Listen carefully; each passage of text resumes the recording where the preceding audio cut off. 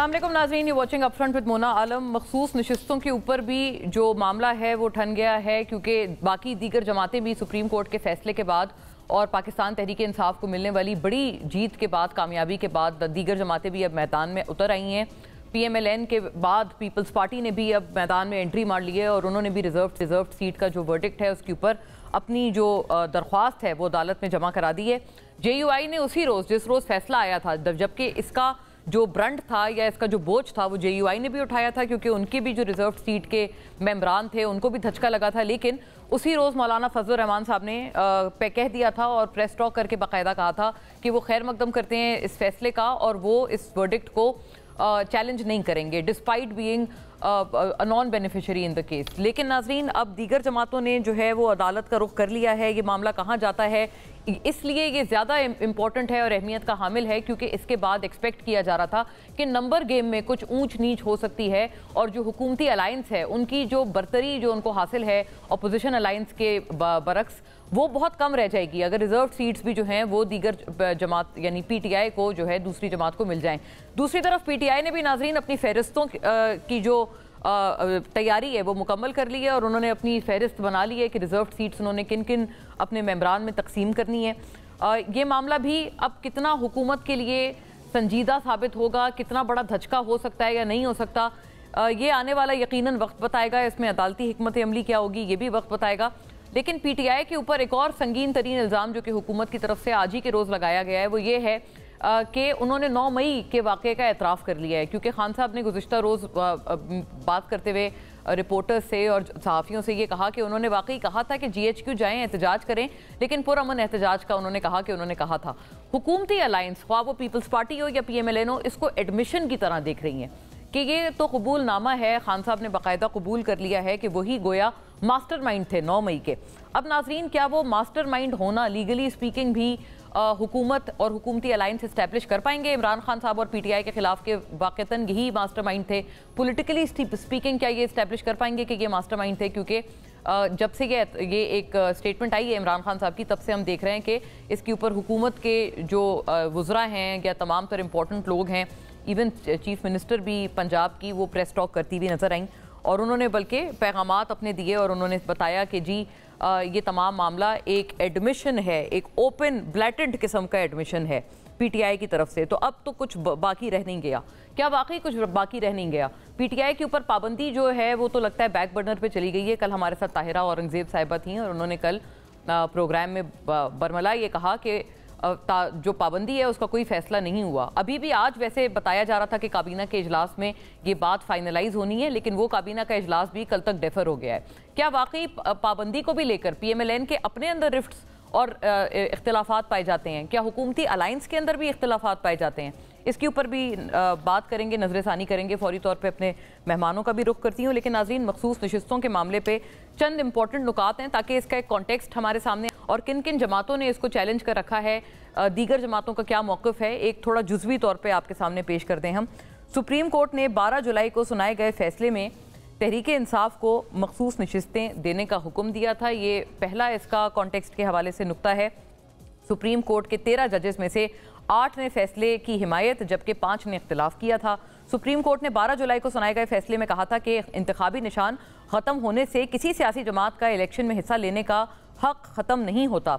JUI ने supreme court के फैसले को जुज़वी तौर पर तस्लीम किया और मौक़िफ़ इख्तियार किया कि वो बतौर जमात अपील दायर नहीं करेगी। ये उसी रोज़ की नाजरीन बात है। और 20 जुलाई को मुस्लिम लीग नून ने सुप्रीम कोर्ट नजरसानी अपील जो है वहाँ पर दायर कर दी और अपील में सुन्नी इत्तेहाद काउंसिल और इलेक्शन कमीशन समेत दीगर को फरीक बनाया गया। मौक़िफ़ अपनाया गया कि सुन्नी इत्तेहाद काउंसिल का मखसूस नशिस्तों के लिए फ़हरिस्त जमा न कराना तस्लीम शुदा हकीकत है। मखसूस नशिस्तें PTI को देने के फैसले को कलअदम करार दिया जाए। आज मुस्लिम लीग नून के बाद जो है पीपल्स पार्टी ने भी सुप्रीम कोर्ट में नजरसानी की अपील दायर कर दी है। फौरी तौर पर नाज़रीन, अपने मोअज़्ज़ज़ मेहमानों का रुख करती हूँ कि ये मामला किधर जा रहा है। क्या हुकूमत को वाक़तन कोई थ्रेट है या नहीं है, या फिर PTI के ऊपर नई मुश्किलों का तूफान आने वाला है? स्टूडियोज़ में मेरे साथ तशरीफ़ फरमाए जनाब नईम हैदर पंजोता साहब, पाकिस्तान तहरीक इंसाफ की नुमाइंदगी करते हुए अपनी जमात के लीगल स्पोक्स पर्सन भी हैं आप, तो तमाम तरह एतबार से हमारी रहनुमाई करेंगे। Very warm welcome. Doctor Tariq Fazal Chaudhry नाज़रीन मुझे ज्वाइन करते हैं, स्टॉलवर्ट हैं आप PMLN के, मेंबर कौमी assembly, chief whip of his party in the National Assembly. Very warm welcome sir. Syed Nasir Hussain Shah साहब नाजरीन मुझे ज्वाइन करते हैं। आप पाकिस्तान पीपल्स पार्टी के स्टॉलवर्ट हैं, वज़ीर तवानाई सिंध और अपनी जमात का बेबाक मौक़िफ़ जैसे माशाल्लाह हर दफ़ा रखते हैं, आज भी हमारे साथ रखेंगे। आपको भी वेरी वार्म वेलकम शाह साहब। बात का आगाज़ मैं आपसे करना चाहती हूँ तारिक फजल चौधरी साहब, हुकूमती ज़ाहिर है आप पिवटल जमात हैं PMLN, आप बताएं ये जो बैन का फैसला है फिर इससे क्यों पीछे हटा जा रहा है? क्योंकि चार्जशीट तो PMLN रोज़ाना नई से नई नित नई चार्जशीट पेश करती है PTI के खिलाफ और PTI के सरबराह के खिलाफ, लेकिन आप लोग फिर इस बैन से फिर पीछे क्यों हट गए हैं? आपकी अपनी पार्टी को लग रहा है कि ये एक बहुत कमज़ोर फैसला है जिसको आप लोग होल्ड नहीं कर पाएंगे, या क्या और वजह है इसकी? क्योंकि ऐसा हमें इत्तलात मिल रही है कि अब आपका इरादा नहीं है पार्टी बैन करने का। देखिए, गुजारिश ये है कि जब एक गवर्नमेंट सिंगल मेजॉरिटी गवर्नमेंट होती है असेंबली के अंदर, तो उस वक्त उसकी जो फ़ैसला साजी होती है उसकी नौइयत भी मुख्तलिफ होती है और उसकी स्पीड भी मुख्तलिफ होती है। लेकिन जब एक आप कोalition गवर्नमेंट होते हैं तो कोई एक फ़ैसला जो जमात कर लेती है या जमात के अंदर ज़ेर गौर होता है, तो उसे अपने तमाम इत्तेहादियों के साथ डिस्कस करना, उसकी अप्रूवल लेनी, उसके तमाम जो मस्बत मनफी पहलू हैं ज़ाहिर है सारे तफसील से उन पर बात होती है और अपने तमाम इत्तेहादियों को कायल करके उस फैसले के ऊपर फिर आप उसका बाकायदा ऐलान करते हैं कि जो रूलिंग पार्टी है वो ये काम करने जा रही है। तो यही इस अमल के साथ भी है कि ये सोच ज़रूर मौजूद है और संजीदा सोच मौजूद है, लेकिन हम अपने इत्तेहादियों को अभी एतमाद में ले रहे हैं, मुशावरत जारी है और उसके बाद एक हतमी फ़ैसला होगा जिसका कि ऐलान जो है वो इंशाल्लाह सारी इत्तेहादी जमातें मिल के करेंगी। ये कोई ऐसी बात नहीं है कि ये कोई गैर संजीदा बात थी या हमारे जो वज़ीर इत्तलात हैं उन्होंने जो बात की वो बगैर किसी तैयारी की थी। ये बिल्कुल एक हमारी जमात की हद तक ये सोच बिल्कुल मौजूद थी और इसके ऊपर मज़ीद अभी काम उसी तरीके से हो रहा है जैसे मैंने आपको बताया है। तारिक साहब, इसमें आपकी जमात के अंदर तो कोई इख्तिलाफ मौजूद नहीं, क्योंकि कुछ रोज़ पहले खुर्रम दस्तगीर साहब ने एक प्रोग्राम में कहा, हमारी हम न्यूज़ के प्रोग्राम में एक, कि ये वो ज़ाती तौर पर इख्तिलाफ रखते हैं इस डिसीजन से। ख्वाजा साद रफ़ीक बड़े आइडियोलॉग हैं आपकी जमात के, माशाल्लाह आपकी तरह बड़े नज़रियाती हैं, तो वो तो उन्होंने भी ऐसा ट्वीट किया है और उन्होंने कहा है इख्तिलाफ और दुश्मनी में बहुत फ़र्क होना चाहिए, और कुछ लोग दानिस्ता और गैर दानिस्ता तौर पर इसका हिस्सा बन रहे हैं। और ये ट्वीट भी नाज़रीन हमारे देख सकते हैं, इख्तिलाफ को दुश्मनी में ना बदला जाए, पाकिस्तान के दुश्मनों का काम आसान ना करें और इस भंवर से निकल सके तो PTI समेत सभी डूबेंगे। मकबूलियत काम आएगी ना कबूलियत, ताकत काम करेगी ना तदबीर। बड़ी गाढ़ी उर्दू में ये ट्वीट किया है साद रफ़ीक साहब ने भी। तो आपकी अपनी पार्टी में तो इख्तिलाफ नहीं है तारिक साहब? देखिए, साद रफ़ीक साहब जो हैं हमारे बड़े भाई हैं, उस्ताद भी हैं माशाल्लाह, उनकी सियासी फ़हम व फ़रासत जो है वो किसी से ढकी छुपी नहीं है और बड़े खूबसूरत अंदाज से वो अपना मुद्दा बयान करते हैं। मैं उनकी इस बात को भी सेकंड करता हूँ जो वो कर रहे हैं। और दूसरी बात जो आपने सवाल किया, देखें जो जमहूरी पार्टियाँ होती हैं उसके अंदर इख्तलाफ नहीं होता, लेकिन इख्तलाफ राय ज़रूर होती है और वो होनी चाहिए। यही तो फ़र्क होता है कि एक सियासी जमात में और एक जो वर्दी में कोई एक यूनिट होता है, वो पुलिस का हो, वो फ़ौज का हो, वो किसी और इदारे का हो, वहाँ जो एक कमांड का एक ऑर्डर होता है वो एज इट इज़ ओबे होता है ऊपर से लेके नीचे तक। जो एक जमहूरी जमातें होती हैं वहाँ पे जो एक ऑर्डर आता है उसके ऊपर जो आपके लोग हैं, जो आपके लीडर्स हैं, जो आपके मिनिस्टर्स हैं, काबीना है, वहाँ पे वो चीज़ ज़ेर बहस लाई जाती है और उसमें फ़ैसला जो है वो अक्सरीती जो राय होती है उसके मुताबिक किया जाता है। डॉक्टर साहब ये फरमाइएगा, ये इब्तिदाई सोच ये किसकी थी कि पार्टी पे बैन होना चाहिए, जैसे आपने अभी अर्ज फरमाया है आपने, तो मेरा आपसे अर्ज ये है कि इब्तिदाई सोच किसकी थी PMLN में? देखें, PMLN हो या कोई और जमात हो, उसके अंदर जब भी किसी तरह की भी कोई सोच पाई जाती है या कोई मामला ज़ेर बहस लाया जाता है तो उसमें ये बात बाहर नहीं की जाती कि ये सोच किसकी थी और किसकी इसके ऊपर क्या राय थी। चाहे कि ख़ुद कोई बताना चाहे, जैसे खुर्रम साहब को आपने कहा, उन्होंने कहा जी कि मैं नहीं इस फैसले को समझता कि ये ठीक है, वो खुद बताना चाहे तो ठीक बात है, लेकिन पार्टी के अंदर की ये बातें होती हैं कि पार्टी के अंदर अगर कोई मामला उठाया गया है तो उसके ऊपर जो राय जनी हुई है, बहस हुई है, उसमें किसने क्या बात की है, क्योंकि PTI वाले ये कहते हैं कि शायद किसी ने कहा है, आपको पता है, वो तो एक अलग तरह का इल्जाम आयद करते हैं PMLN, उसका ऐलान किया जाता है, वो एक अलग तरह का इल्जाम आयद करते हैं PTI वाले। सैर हासिल गुफ्तगू के बाद अक्सरीती जो राय होती है उसके मुताबिक फ़ैसला होता है और वही पब्लिक में जो है उस फैसले को लेके आया जाता है। और ये हर जमात की यही कहानी है, ये सिर्फ PMLN की कहानी नहीं है। सही, बिल्कुल। आपने कहा कि कोई बात हुई है, एक थॉट फ्लोट हुई है, तो ज़रूरी नहीं है पंजोता साहब। लेकिन इसके अलावा आप किस किस चार्जशीट से पीछे हटेंगे? 9 मई का बाकायदा एडमिशन हो जाना, GHQ के ऊपर लोगों को कहा गया वहाँ जाकर एहतजाज करें, लेकिन ये कि आप कैसे इंश्योर करेंगे कि अगर एक हुजूम जा रहा है इस तरह की एक सेंसिटिव जगह पर, कोई ये इस बात की गारंटी तो नहीं दे सकता ना कि वो इश्तियाल उनको नहीं आ जाएगा? ख़ास तौर पर उससे पहले कहते हैं कि आपने जो बयानिया बनाया था, खान साहब बहुत कुछ कहते थे, मीर सादिक, मीर जाफ़र, तो वो तो कहते हैं पहले से एजिटेट कर रहे थे और कारकुनान को वो पंप कर रहे थे फ़ौज के ख़िलाफ़ और इस्टेब्लिशमेंट के ख़िलाफ़। देखिए, इस्टेब्लिशमेंट का पूरे पाकिस्तान की हिस्ट्री के अंदर सबसे पहले शुक्रिया आपका मोना, क्योंकि बात इस तरह से चल रही थी तो वो एक होता है ना कि गुस्सा भी आ रहा होता है कि ये कैसी बातें हो रही हैं। तो इस्टेब्लिशमेंट का किरदार हमेशा रहा है पाकिस्तान में और इससे तो किसी ने डिनाई नहीं किया। अगर इन तमाम PMLN के लीडरान्स देख लें या पीपल्स पार्टी के देख लें या JUI के देख लें, तमाम के बयानात देख लें और इनके बयानात माजी में क्या थे और जो आज बेनिफिशरी हैं उसके आज क्या हैं, तो इनके बयानात चेंज हुए हैं सिर्फ और सिर्फ इस वजह से क्योंकि बेनिफिट ले रहे हैं। अदरवाइज़ बड़ा क्लियर मौक़िफ़ इनका भी इस मामले के ऊपर रहा है कि फ़ौज हो, कोई इदारा हो, उस किसी इदारे को दूसरे इदारे के अंदर मुदाखलत करने की जरूरत नहीं है। वो ये भी कहते हैं कि आपका भी बयान चेंज हुआ है ना, क्योंकि अब आप बेनिफिशरी नहीं। देखें पहली बात तो ये है कि अगर हमारे दौरे इक़्तिदार के अंदर या जब इमरान खान साहब की हुकूमत आई, क्या ऐसा सिनेरियो था कि किसी के ऊपर पाबंदी थी, उठाया जा रहा था, गिरफ्तारियां थी, अगवा थे, लोगों के घरों में छापे मारे जा रहे थे, मीडिया पर पाबंदी थी, एक जमात के बैन के आर्टिकल 6 सुप्रीम कोर्ट ने हुक्म दिया तो हमने ना माना हो, या कोई ऐसी चीज़। यहाँ पर तो हर जगह पर वायलेशन की गई और बेशुमार मिसालें हैं।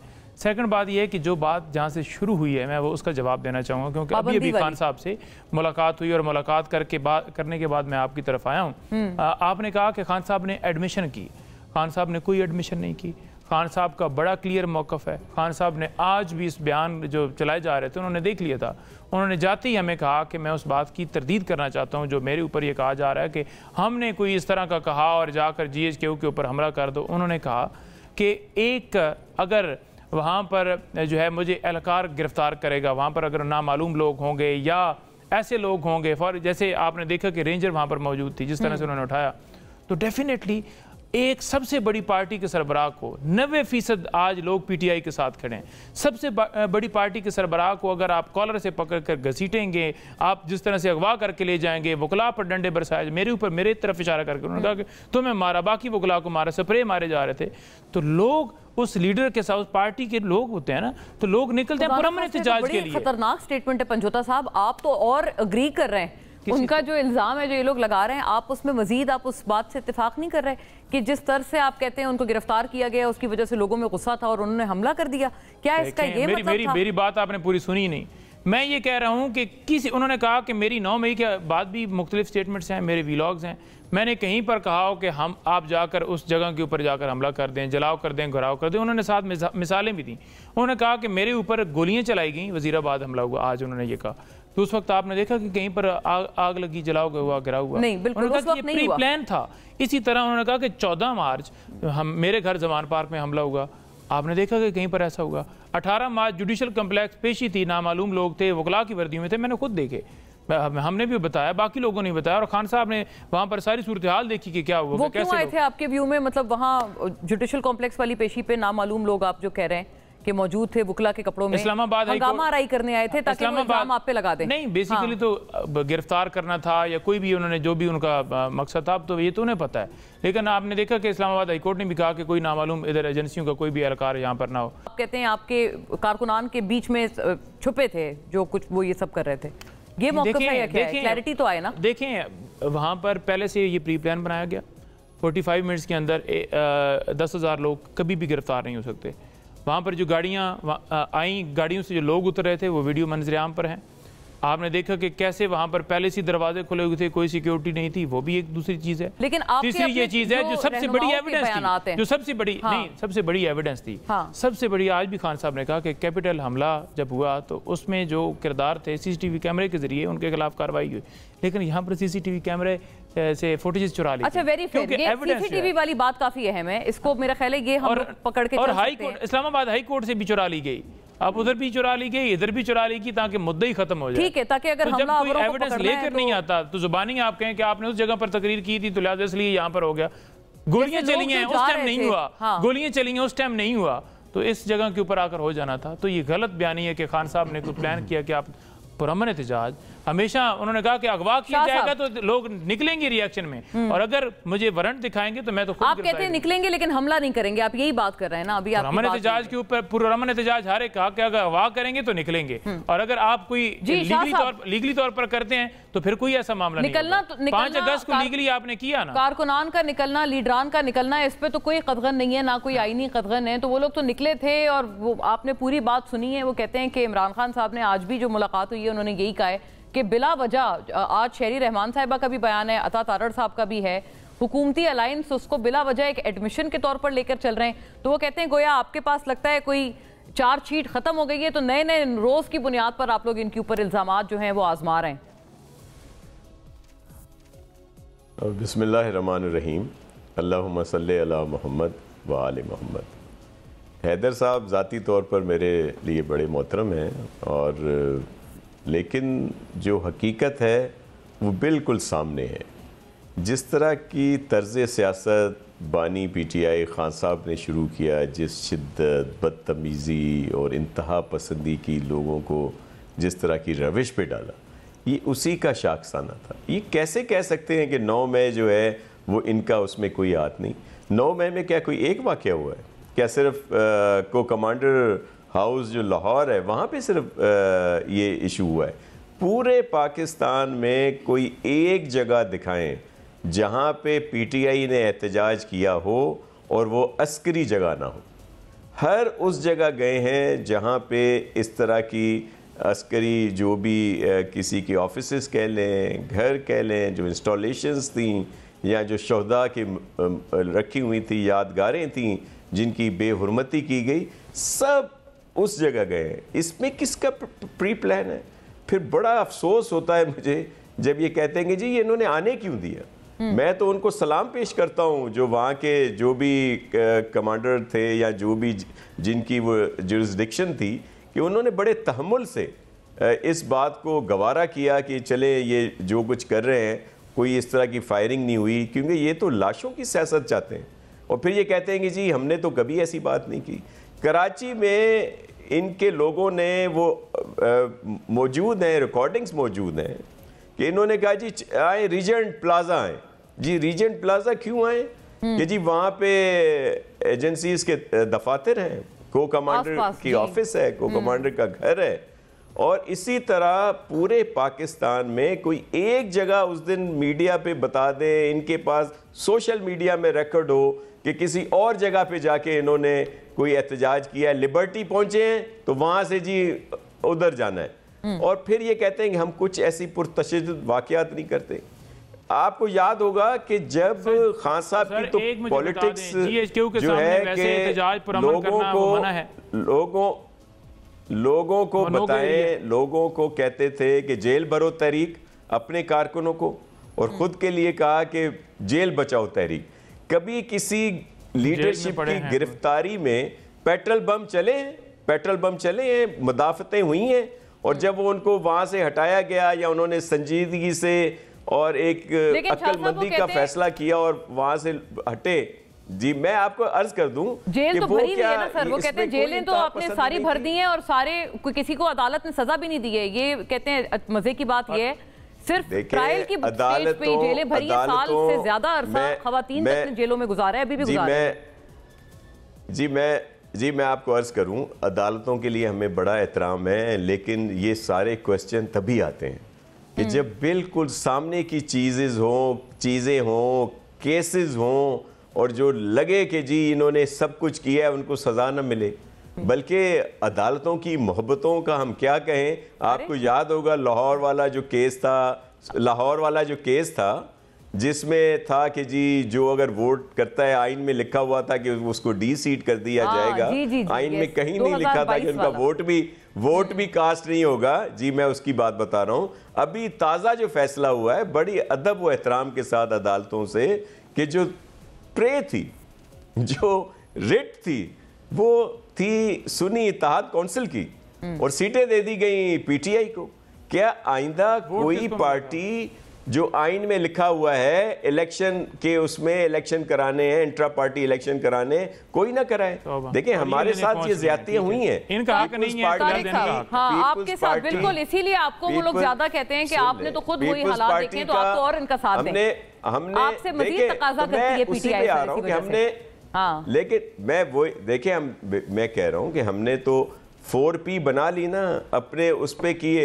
इनको केस याद नहीं है जब इनके सिंबल का केस था, सारी जितनी कार्रवाई थी वो लाइव थी, इनके वकला प्रॉपर तरीके से वहां पे अपनी चीज प्रूव नहीं कर सके। और जब नेक्स्ट डे था, जब ये हो सकता था कि जो अभी इनको फैसिलिटी मिल रही है उस वक्त मिलती और कहा जाता कि PTI as a party election में जाए। इनके मोहतरम हमारे जो सीनियर हैं लतीफ़ खोसा साहब, उन्होंने कहा जी मैंने केस ही नहीं चलाना। तो ये सारी चीज़ें ऑन रिकॉर्ड है, लेकिन ये है कि बस मैं ना मानूं। और फिर ये जो अभी कह रहे थे कि इनके ज़माने में क्या इनको भूल गया कि आसिफ अली जरदारी साहब कितना अरसा कैद रहे।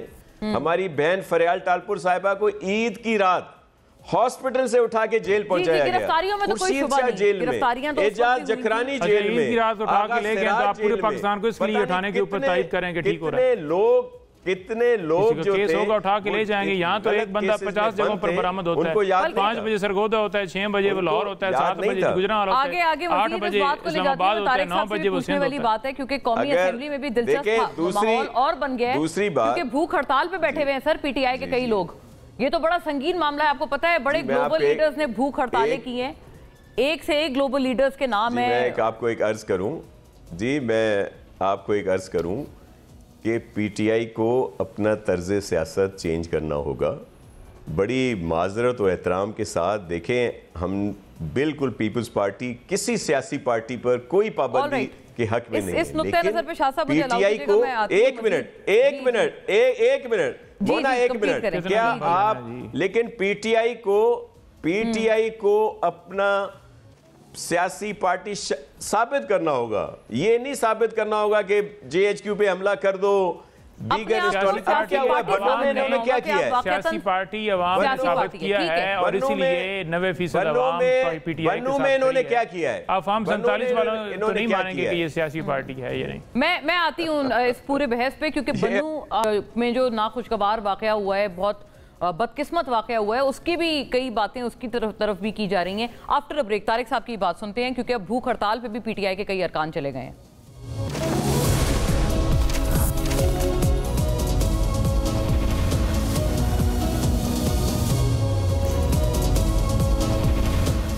वेलकम बैक नाजरीन जी। तारिक साहब, आपके अपने जो कॉलीग्स हैं दूसरी तरफ से, अपोजिशन बेंचेस से, वो भूख हड़तालों पे जा रहे हैं, उनके लिए कोई दर्द फील करें। वो कहते हैं, आप उनको कहते हैं आप पार्टी नहीं है, आपने तो आपकी प्रेजेंस ही नहीं है ना कौमी असेंबली में, ना पंजाब असेंबली में, ना सूबाई असेंबलियों में।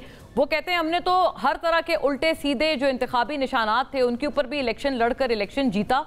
और पंजोता साहब की भी आपने बात सुनी, वो कहते हैं वोट तो पीटीआई को पड़ा है, खान साहब को पड़ा है, सुन्नी इत्तेहाद तो मजबूरी के तहत उन्होंने ज्वाइन कर ली थी ना, वो भी आजाद किया था। वो भी एक ऐसी मजबूरी थी जो कि उनके ऊपर नाफिज की गई थी, उन्होंने अपनी मर्जी से तो ज्वाइन नहीं की ना किसी ने सुन्नी इत्तेहाद। देखिए ये बात तो बिल्कुल सही है, इसमें तो कोई दो राय नहीं है कि जो आज़ाद उम्मीदवार जीते हैं वो पाकिस्तान तहरीक इंसाफ ने उन्हें सपोर्ट किया है और वो वोट भी वही लेके आए हैं जो इमरान खान के नाम पे उनको मिला है, इसमें तो कोई दो राय नहीं है। बाकी सुन्नी इत्तेहाद काउंसिल जो है उसको इन्होंने अडॉप्ट किया और ये मैं समझता हूँ कि एक टेक्निकल गलती थी जो इनके लीगल टीम है उनकी अनाड़ीपन था। उन्होंने एक ऐसी जमात का इंतखाब किया कि जिसका सरबराह भी सुन्नी इत्तेहाद काउंसिल के जो सरबराह हैं वो भी अपनी जमात के टिकट पे इलेक्शन नहीं लड़े, यानी अमली तौर पे सुन्नी इत्तेहाद काउंसिल का कोई पार्लिमानी वजूद नहीं है। और जिसकी वजह से आगे सारी ये कॉम्प्लिकेशन पैदा हुई रिजर्व सीट्स वाली कि एक ऐसी जमात जिसका वजूद ही नहीं है और जिसने इलेक्शन ही कॉन्टेस्ट नहीं किया, वो कैसे ये क्लेम कर रही है कि हमें सीटें दी जाएँ। इसी से वो सारी आगे जो अदालती जंग थी वो शुरू हुई। अगर वो किसी ऐसी जमात में जाते कि जो पार्लियामान में मौजूद होती और या जिसने इलेक्शन कॉन्टेस्ट किया होता, कुछ वोट लिए होते, तो फिर मामला पंजोता साहब इसमें लुकमा दे रहे हैं, वो कह रहे हैं नून लीग में चले जाते तो ठीक थे। नहीं, हमारे यहाँ तो मोस्ट वेलकम जी, हम तो बिल्कुल उन्हें वेलकम करेंगे। फिर सीटें मिल जाती हैं। बाकी फिर सीटें मिल जाती हैं। एक वैसे एक गए भी हैं इस्लामाबाद के आपके एक्स MNA खुर्रम नवाज साहब, वो PMLN में उन्होंने शमूलियत की है इख्तियार। बाकी ये है जी कि जहाँ तक आपने कहा भूख हड़ताल और ये सारी बातें, देखिए ये मैं समझता हूँ कि जहाँ तक पार्लिमानी सियासत का ताल्लुक है, पार्लियामेंट के अंदर हों, पार्लियामेंट के बाहर हों, सियासी जमातें बतौर एहतजाज इस तरह के माजी में भी होती रही हैं, लेकिन हम पूरी कोशिश करेंगे कि इन चीज़ों को उस इंतहा तक ना लेके जाया जाए दोनों तरफ से कि हम किसी ऐसी डेडलॉक में या किसी डेड एंड में जाके इसका इख्तिताम हो। उसकी वजह ये है कि पार्लिमान और उसके साथ साथ पाकिस्तान के मसाइल वो ऐसे हो चुके हैं कि हम बार बार ये बात मैं करता हूँ कि उसमें सबसे ज़्यादा जो ज़िम्मेदारी है वो सियासी जमातों की है कि वो इन हालात में किस तरह बिहेव करते हैं। सियासी इख्तलाफात रखते हुए आपने अपने आप को उस दायरे से बाहर नहीं लेके जाना कि जहाँ से वापसी का कोई रास्ता ना हो, और अपने इख्तलाफात को, जो आपने अभी ख्वाजा साद रफ़ीक साहब की ट्वीट भी बताई, उसे आपने ज़ाती जंग नहीं बनाना।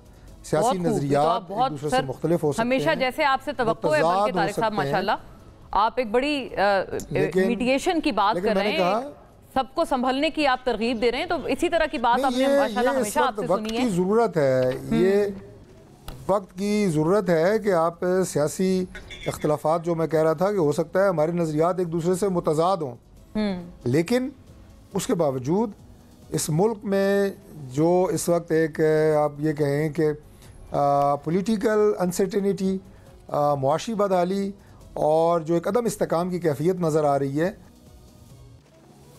गए, तो हालात जो हैं ये वो किसी समझ में भी जा सकते हैं। यानी मज़ीद मैं खुदा न खास्ता कोई ये नहीं बात कर रहा, खुल के बात कर देता हूँ कि माशाल्लाह लग रहा है या कोई ऐसी चीज़ें हो रही हैं, नहीं, लेकिन आप जो हॉस्टिलिटी बढ़ रही है ना मुआशरे में, एक सियासी तौर पर जो इख्तिलाफात हैं, फिर आपके हाथ से जो एक पॉलिटिकल स्पेस होती है वो कम से कम होती जाएगी। तो अब यही वाली बातें सर आप पे लागू नहीं होती, क्योंकि मैं अर्ज में पूरा कर लूं, वजीर इत्तलात इल्जाम लगा रहे हैं बन्नू वाक़े का PTI पर, चीफ मिनिस्टर मरियम नवाज भी कह रही हैं हम आहनी हाथों से निपटेंगे अगर किसी ने रखना डाली तो मतलब ये सारी बातें तो कन्फ्रंटेशन को मजीद बढ़ाएंगी ना सर। फिर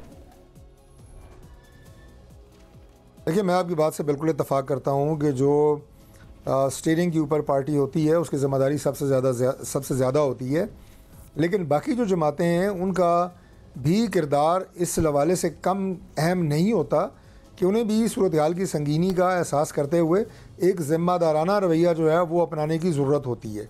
ये मैं तमाम जमातों के लिए कह रहा हूँ, खा वो हमारे साथ इत्तेहादी हैं या वो अपोजिशन में हैं, और ऐसे वाक़यात जिनसे नफ़रतें बढ़ सकती हैं इदारों के ख़िलाफ़, सिस्टम के ख़िलाफ़, उनसे परहेज़ करना चाहिए। अब आपने बन्नू वाक़े का जिक्र किया, मैं सिर्फ छोटा सा अर्ज़ कर देता हूँ जी कि क्या KP में आपको और मुझे याद नहीं है कि वहाँ पे ऐसे कितने एरियाज़ थे जो नो गोज़ एरियाज़ थे, जहाँ पे पुलिस और फौज जा नहीं सकती थी, वहाँ पे कितने ऑपरेशन हुए। KP में गवर्नमेंट है पाकिस्तान तहरीक इंसाफ की, अगर उन्हें उस ऑपरेशन के हवाले से कोई पॉजिटिव इनपुट देनी है वो ज़रूर दें। वहाँ पे कोर कमांडर होते हैं, वो वज़ीर आला हैं, प्रेसिडेंट से मिलें, बिल्कुल करते हैं, आर्मी चीफ से मिलें, उन्हें बताएं, इंटेलिजेंस के चीफ से मिलें, बताएं ये हमारे खदशात हैं जी, हम साथ चलेंगे, लेकिन ये चीज़ें इस तरह दुरुस्त होनी चाहिए। तो मेरा नहीं ख्याल कि कोई उनकी बात को नज़रअंदाज करेगा, वो सूबे के चीफ एग्जीक्यूटिव हैं, तो ये बात जो है इस अंदाज से अगर होगी मुल्क की बेहतरी के लिए होगी। लेकिन अगर आप इसे सोशल मीडिया पे एक मनफी प्रोपेगेंडा शुरू कर देंगे, असेंबली में करारदादें जो हैं वो इसके खिलाफ पास करेंगे, तो ये कोई मस्बत रवैया नहीं है। उसमें फिर जाहिर है जो अवाम है वो आपकी तरफ देख रहे होते हैं।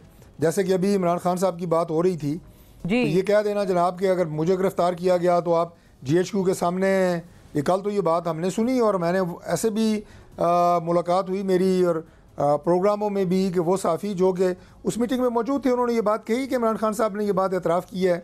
यहाँ मैंने पुरअमन एहतजाज की बात की थी GHQ के सामने अगर मुझे गिरफ्तार किया गया, तो आप अगर पुरअमन तरीके से लोगों को आप दावत दें कि GHQ के सामने आप जमा हों और वहाँ पे फिर हालात आपके काबू में ना रहें, तो फिर आपको बरी ज़िम्मा करार नहीं दिया जा सकता। ये ऐसे हालात लेके नहीं आने चाहिए। मैं जो आपको सारी गुफ्तगू अभी ये ऑपरेशन की बात कर रहा हूँ, जिसकी बात हो रही है, यही अर्ज़ है तारिक साहब, यही बात अभी कर रहे थे सबको लिंक करके आपको बात बता रहा हूँ। इन हालात में आप अवाम को जो मैसेज दे रहे हैं, पैगाम दे रहे हैं, वो पॉजिटिव नहीं होगा और उसके नतायज जो हैं वो बनू के वाकयात की शक्ल में ये बड़ी संभली भी गुफ्तगू है वैसे पंजोता साहब, काबू में नहीं रहते। ये आपके भी हक की बात है कि इस तरह के हालात और मुल्क की मफाद में इस वक्त मुल्की हालात को देखते हुए, सेंसिटिविटी को देखते हुए हसासियत देखें। आप लोग उल्टा ये कि आप लोग अपने कारकुनान को, अपने फॉलोअर्स को एक तरह से इश्तियाल दिला रहे हैं बीबी इस्टेब्लिशमेंट के खिलाफ। अब सोशल मीडिया पे बड़ी आम बात है कि इस तरह की कोई चीज़ आए, अगर कोई भी चीज़ फौज के हवाले से हो तो एक गोया बहुत एक मनफी एक रुझान पीटीआई के फॉलोअर्स की तरफ से नज़र आता है, जो कि आपकी तरफ से वो कहते हैं कि प्रॉपर हुआ हुआ है। ये जिम्मेदारी का मुजाहरा तो नहीं हुआ ना? देखें, पहले भी हम बार बार कह चुके हैं, हमारे ऊपर ये इल्ज़ाम लगाया जाना कि जनाब हम की फ़ौज पूरी के ख़िलाफ़ हैं, इदारों के ख़िलाफ़ हैं, तो खान साहब का बड़ा मौक़िफ़ वाज़ेह क्लियर रहा, पीटीआई की जितनी क़यादत है उनका बड़ा क्लियर रहा कि ये इदारे हमारे हैं, ये फ़ौज हमारी है और हमने इस मुल्क को मजबूत करना है, मुल्क को आगे लेकर जाना है, मुल्क में रूल ऑफ लॉ लेकर आना है, मुल्क में हमारे इदारे अपनी अपनी जुरिस्डिक्शन के अंदर रहें, हमारी अदलिया आज़ाद हो। इमरान खान के ऊपर जो 9 मई के ऊपर हमला करवाया गया, जैसे उन्हें अगवा किया गया, ठीक है, वो किसने हुक्म दिया? आज भी हम कहते हैं कि उसकी तहकीकात की जाए। और जो अहमद फारूक ने कहा था कि सीसीटीवी चाहिए, अगर ऐसी बात है, अगर आप कहते हैं कि सारी चीजें इनको बताई जा रही हैं और इनको डिक्टेशंस आ रही हैं एस्टेब्लिशमेंट से, तो पाबंदी लगा देना आप पे। ये लोग क्यों आपको लगता है पीछे हट रहे हैं पाबंदी लगाने से? ये बताएं, तारिक फजल चौधरी साहब इधर बैठे हुए हैं, ठीक है जी, इनको इस इलेक्शन के अंदर फॉर्म 47 के मुताबिक किसने जितवाया?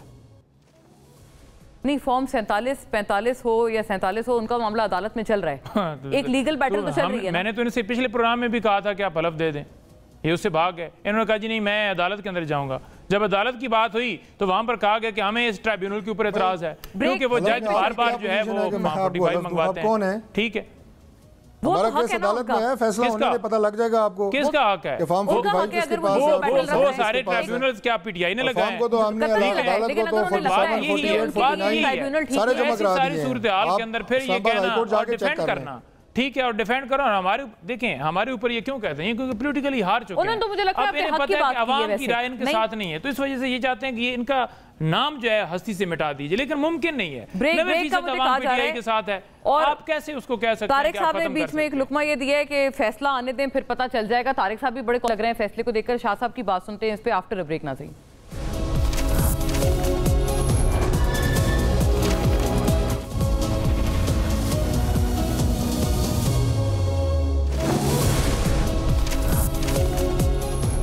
वेलकम बैक नाजरीन जी। शाह साहब की तरफ जाते हुए हम अगर ये चला दें, ये जो गुफ्तगू भी थी, जैसे मरियम नवाज साहिबा, वज़ीर आला मरियम नवाज की ये वाली बात है जिसका मैं अभी अर्ज़ भी कर रही थी, नाजरीन भी सुने कि क्या एटलीस्ट कन्फ्रंटेशन का जो माहौल है दोनों कम होने की ज़रूरत है। तारिक साहब ने भी निशानदेही की है।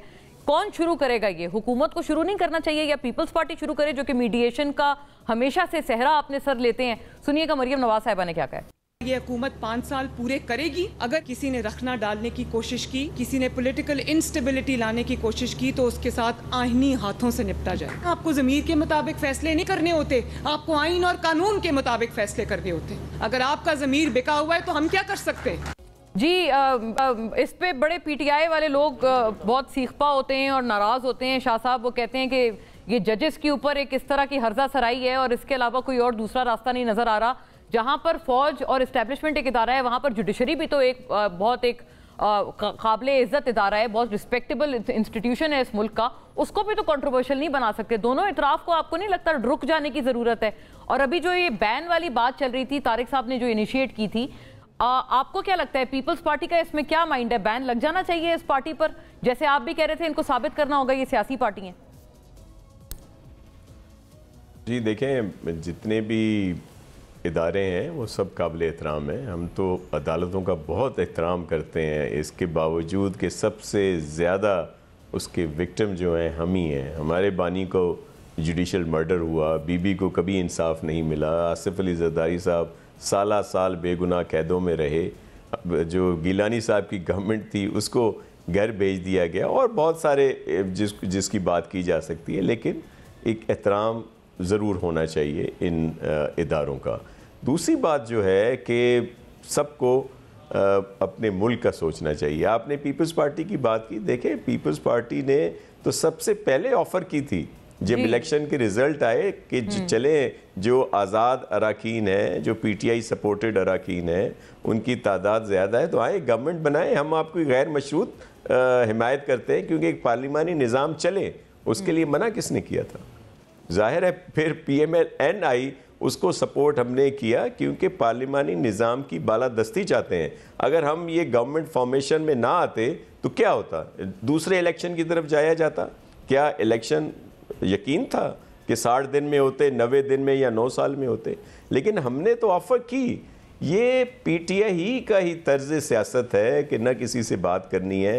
हुकूमत में थे तब भी नहीं करते थे, अब भी उसी डगर पे हैं। और देखें सारी चीज़ें ज़ाती अना पे हैं।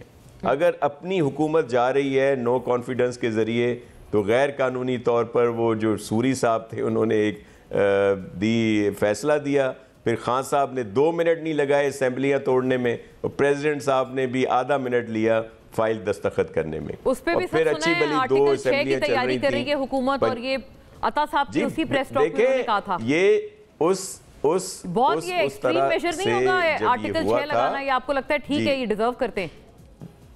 देखें लेकिन जो उस वक्त हुआ था अगर वो गैर कानूनी गैर आइनी था तो उस वक्त तो आर्टिकल 6 तो उस वक्त भी मूव किया जा सकता था। ये तो भी मैंने कहा ना कि यहाँ बड़ी ही अजीब और गरीब दास्तान है। दूसरी बात ये है कि मैं दोबारा कहता हूँ, मैं PTI के जो कारकुन हैं, जो दोस्त हैं, जो रहनुमा हैं, कि प्लीज़ अब कुछ समझें, कुछ सीखें कि किस तरह अपने मुल्क के लिए आगे बढ़ना है। ये नहीं डिनाई कर सकते खान साहब की जो तर्ज सियासत रही है। आपको वो क्लिप वो पुराने याद होंगे जब कहते थे कि इतने हज़ार लोग निकल आए तो जर्नल का ये हो जाएगा। वो क्या ये वो माइंड सेट है जिसने ये सोच भरी, जिसकी वजह से ये सारा कुछ हुआ। ये अभी मैं कल वो भी सुनी जो ISPR के जनरल साहब की बात थी, फिर अयूब साहब और वो जो गौहर साहब की बातें भी सुनी। मुझे बताएं क्या ISPR ने कोई गलत बात की कि जी अज़्म इस्तेहकाम जो है वो जारी सारी रहना चाहिए? जहाँ पे ज़रूरत इतनी हमारी शहादतें होती हैं सिविलियंस की, फ़ौज की, दीगर लॉ इन्फोर्समेंट एजेंसीज़ की, और उनके लिए क्या वो जारी ना रहे? फिर उन्होंने अगर मिसालें दी, मुझे बड़ी हैरत हुई कल गौहर साहब को सुन के कि वो कह रहे थे जी वो देखिए मिसालें कौन से मुल्क की दे रहे थे। ओ भाई वो हकीकत बयान कर रहा था। इन इस्लामी ममालिक को किस तरह तबाह किया गया कि उसकी फ़ौज को निशाना बनाया गया, उसको कमज़ोर किया गया, और फिर आके जिसने जो कुछ करा हम इस तरह से बैठे हुए हैं। दिलचस्प बात है वैसे PTI जब सर हुकूमत में थे यही वाली बातें PTI खुद करते थे। अफगानिस्तान मैं वही कह रहा हूँ कि पढ़ाते थे PTI वाले हमारे दोस्त। बिल्कुल मोना, यही बात जब ये खुद गवर्नमेंट में थे ये अभी कह रहे थे मेरे मोहतरम दोस्त को तारिक फजल साहब को हलफ के लिए, ये 18 का हलफ क्यों नहीं लेते? क्या ये सब जीत के आए थे? इनको कैसे लाया गया? हमें पता नहीं। मैं तो 18 में नहीं लड़ा, मैं कैसे लाए थे? मैं तो नहीं लड़ा। ये जिसको जितवाया गया उससे मांगे वो देगा। 18 में हलफ देते ना, ये 18 में जमात को देना चाहिए था या नहीं? उस वक्त बार-बार इल्जाम लगाते मांगे देगी जमात, और हम तो अब भी कहते हैं कि हमें हराया गया।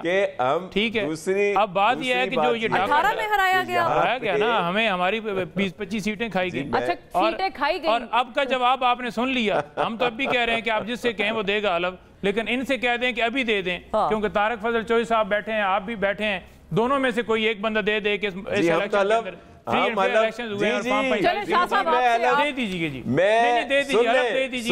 मोना साहिबा